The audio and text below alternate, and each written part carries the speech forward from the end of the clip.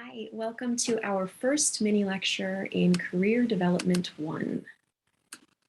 The purpose of this mini lecture is to discuss some basic foundations of career counseling and also some important cultural considerations that you want to be mindful of before doing this work. So in this program, of course, we are MFTs and PCCs.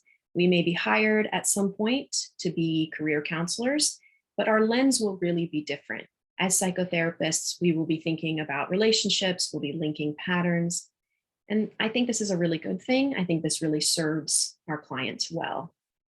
By the age of 65, the average full-time worker will spend over 80,000 hours at work. That is so many hours. We spend so much time working.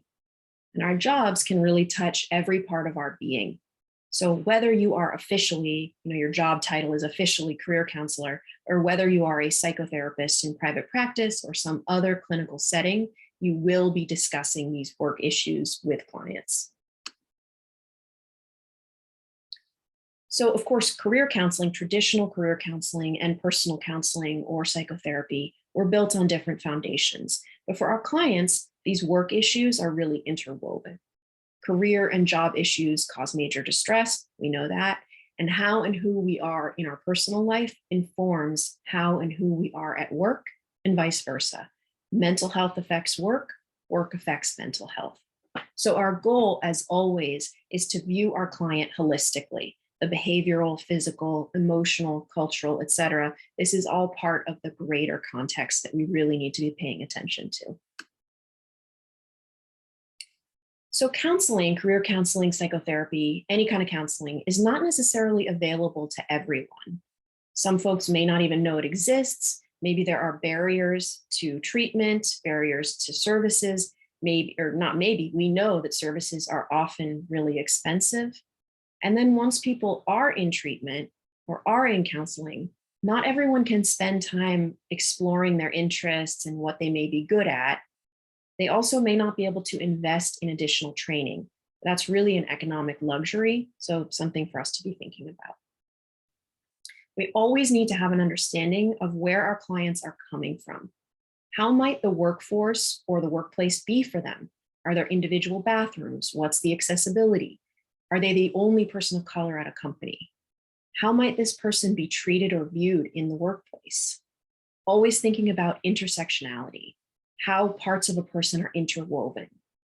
If a person is trans and a person of color, what further discrimination will this cost? What's this extra layer here? And what might be the extra trauma? What is the systemic discrimination? We need to just air that out with our clients, the reality of this, and what is someone up against just by being born? Our clients may not have the specific words to talk about this, but it's our job to be aware of these realities and then to be curious and to sensitively address and explore their individual experience. So our views on work are largely influenced positively or negatively by our family of origin. And we can't guess at the experience of others. So it's up to us to listen to the individual experience of our client. The US is an individualistic society versus other parts of the world that are more collective. So our views on work differ from those collective parts of the world. And those parts may put work into a different context. It may be just sort of part of who someone is. Versus in the US, your work is often a big tenet of who you are. So many clients may not be aware of this influence. So we want to really investigate this sensitively with them.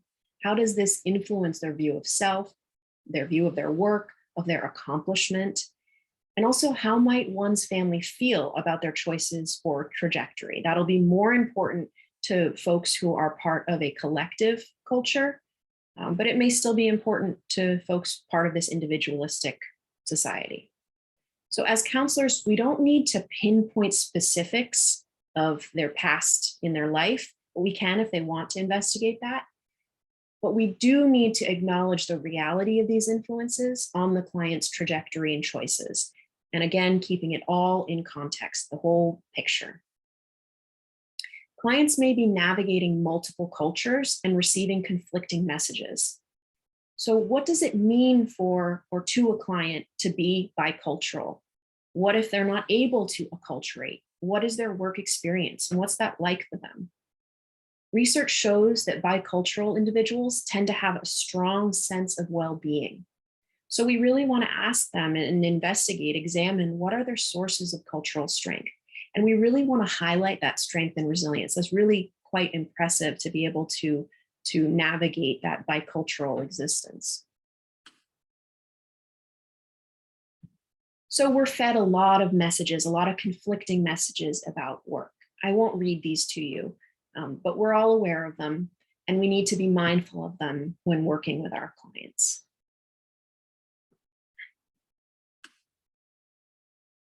So the takeaway from this mini lecture is to really just be considering how culture influences our work life. And this list could be much longer, but here are a few major points that we really want to be examining with our clients.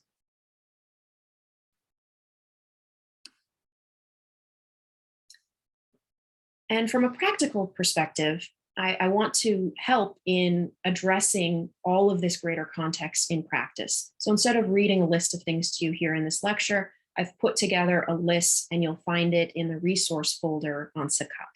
It'll be helpful in kind of conceptualizing this in real life practice. So in closing, I would really encourage you to consider, what is the American dream? American dream or American nightmare? What myths exist around the American dream? Is the American dream a myth? And what myths may we be feeding people about what the American dream is? Let me know if anything can be clarified. Thanks for watching.